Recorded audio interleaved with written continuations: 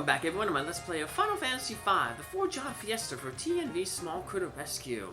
Last episode, Syldra unfortunately was pulled into the whirlpool by the monster in the Torna Canal, and our ship got left adrift, and it ended up here in the ship's graveyard, a sculler yard where undead roam. We're lucky that the undead roam here because the undead are weak to cure magic.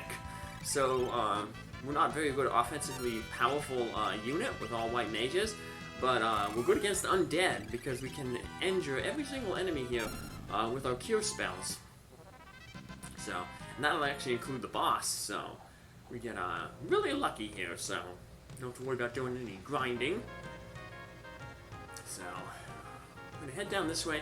We're going to get a very unique weapon here, the flail. It's much stronger than the staff. It's a back row item, but it does like random damage.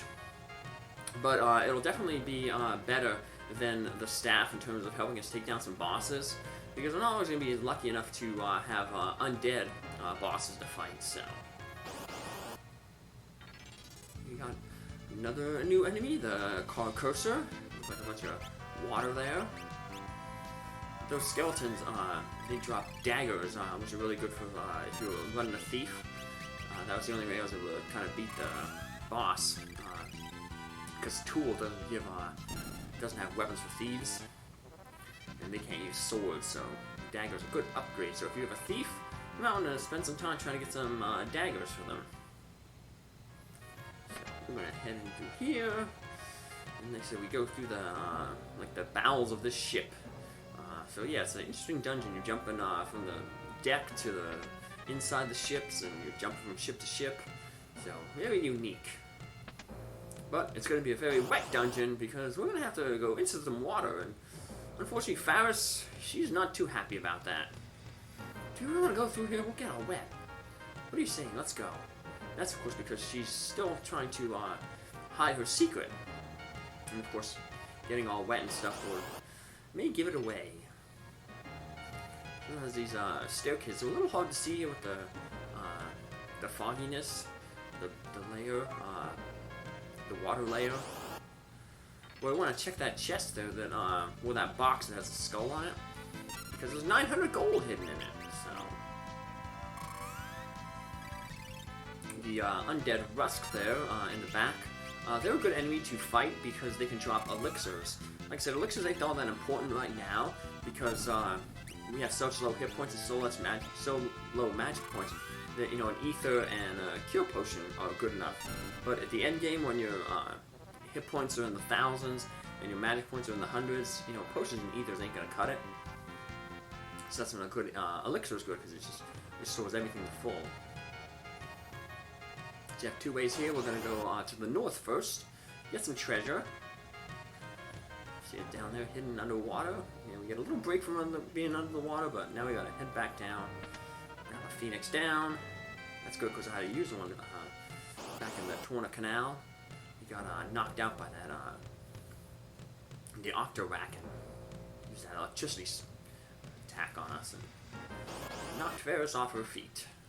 But we were able to get her back on before the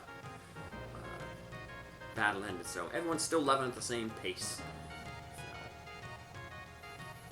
This treasure chest is a potion,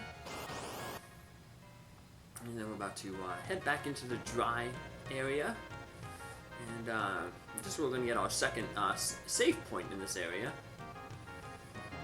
Most of the time save points are right before the boss, so you get a save right before the boss, so if you have trouble with the boss. This one's a little further away from the boss, but it's still in a decent place, and the boss isn't too hard. Boss is going to be another gimmick boss. But once you know the gimmick, she's pretty easy to take down, so. Come on, let's dry our clothes. And this is where we will discover that Faris is a female, because she doesn't want to change clothes and dry out. But in trying to force her to do so, they uncover that, dope, as they say later, Faris is a girl. What's going on? Lenna, Faris is a girl. What's wrong with that? But why?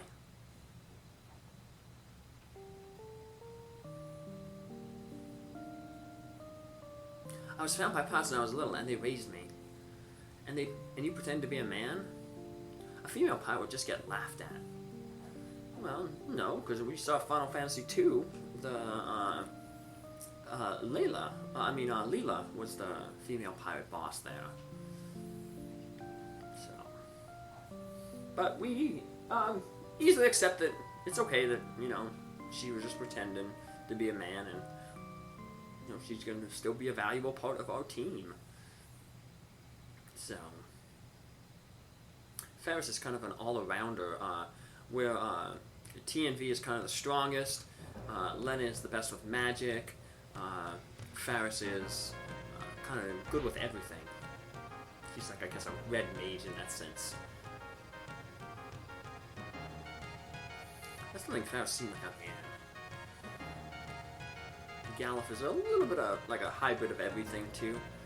A little less magic than Faris, a little more strength than Lenna, but less strength than TNV and less magic than Lenna.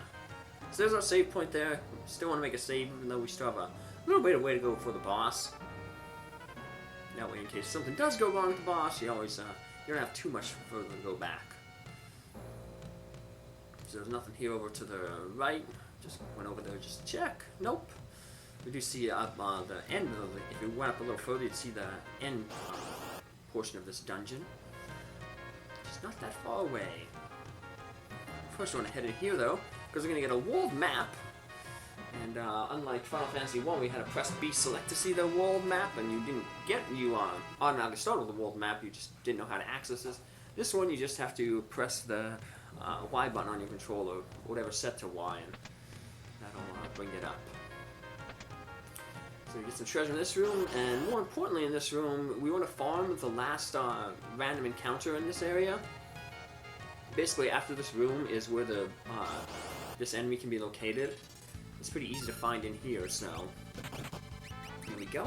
The Psycho Head. It's like a floating head that's screaming so hard that its face is coming off its skull. So that's pretty creepy. They drop a good thing, a Flame Scroll. That's a ninja throwing item. It basically casts like a Fire 2 based spell on all enemies.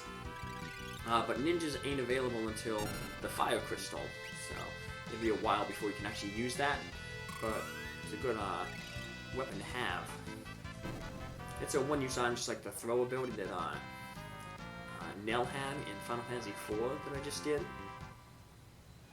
But like I said, it hits all the enemies, so it does good damage.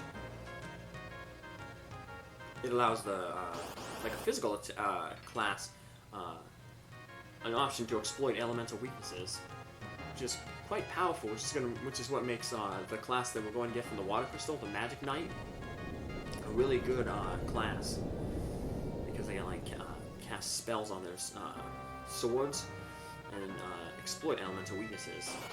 I don't know what the thing is. I know in Final Fantasy IV it was like elemental weaknesses did 4 times the damage. I don't know if it's the same here in this game, but it does definitely boost damage a lot. So probably still it's probably 4. Probably go with the same. If the code ain't broken, don't rewrite it. So we're just gonna heal ourselves up here. Yeah, we found a dagger, but as you can see, white mages can't equip it. If you select the item, press it twice, press the A button on it twice, it'll bring up the stats of that item and what jobs can use it. If the job is grayed out, then that job can't use it. So here's the boss. It's trying to pull a trick on us. It sure shows off TNV's mother, Stella. We saw her in that one cutscene. And we do know that she's passed away because TNV is roaming, around. So we know that can't be real. And here comes King Tycoon, Lenna's father. We know this can't be him because he was taken away by that shadow in the wind churn. For some reason, Faris has an attachment to and heads over there. We'll learn a lot more about Faris' backstory and how she ended up becoming adopted by a bunch of pirates throughout the game. It's a story that takes a long while to develop, but like the answers are fed out in a little piecemeal, so it keeps you involved. But Galuf, he doesn't remember anything, so he doesn't remember this family relationship that's being shown to him. This little girl who's his granddaughter, apparently. Let me take your souls, join us. And it turns out it's all like an illusion by this lady right here. Who the heck are you? Wow, my spell work on you. I am Siren. I'm taking the souls of these three. If you don't try to hinder me, I'll let you go. Sorry, I can't do that. Why do you protect these three? Because they're my friends. And he's going to literally slap the sense back into them. Picks up T&V. Whack! A bop on the head. Pulls a poem on Palom from the last game. Bop on the head. Ranges to his senses. And our characters like souls return to them. And it throws us into this battle here with Siren. Siren has two forms. She starts off in the human form. And in the human form, she is strong against magic, but weak against physical attacks. So we're not going to be able to do too much against this form here. I'm going to switch off, since Faris got muted, she can't cast spells now, so I'm just going to give her the flail, because she's going to be using physical attacks. And T&V will just go to using magic. Because the main damage that we're going to be doing to Siren is when Siren changes into her undead form.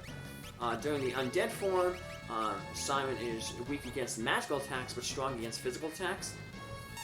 And that works well with our party, because we're just going to start spamming the cure spell on her to deal a bunch of damage. We'll try to get a little chip damage here while we can. You'll notice that when she changes to undead, her drop changes too. Usually the armor is a better drop. You'll be able to get bronze shields in the next town. But for us, we can't use shields or heavy armor, so it doesn't matter what form we defeat Siren in. So we're just going to load up on hitting her with cure spells. Eventually that mute does go away. Yeah, it just went away, so that helps a lot. When she uses, sometimes she'll poison characters, just use an antidote. Poison slowly drains the character's hit points over time. So this is basically just the battle. We just continue to cast the cure spells, occasionally use cure on our party to keep them up. But the fact that we're in the back row basically doubles our defense. So it's going to be really hard for Siren to take us down. So we can spend most of our time just healing. Once again, though, unfortunately, you can, if you're really rushing, you can inadvertently maybe cast a cure spell when she turns back into the regular form. It's just like that, the wind shrine enemy, the wind raptor. Sometimes just gotta be careful about the forms.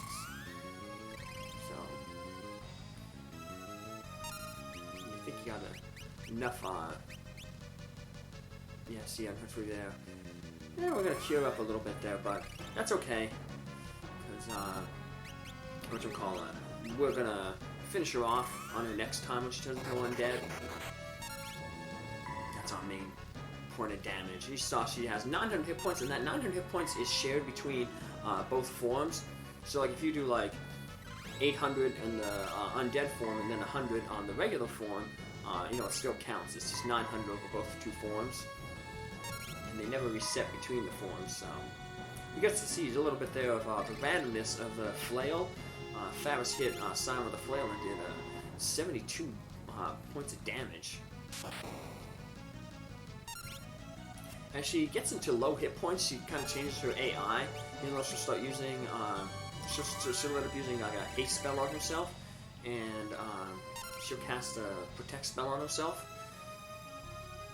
But other than being more aggressive, not much really changes. She's like getting that desperation wind, I guess you can call it. It's not going to last long against our onslaught of cure spells. Siren will fall. And once again, remember, boss in this game don't give experience points, so that's why you can do a low-level game playthrough of this game. But they do give good ability points, so you want to always try to make sure that all your characters are alive for when you defeat a boss. So you get those good ability points, because basically abilities are more important than levels in this game. So, Galuf, you saved our lives. Don't sweat it.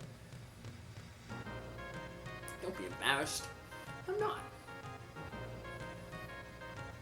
But we are about to make our way out of the ship graveyard.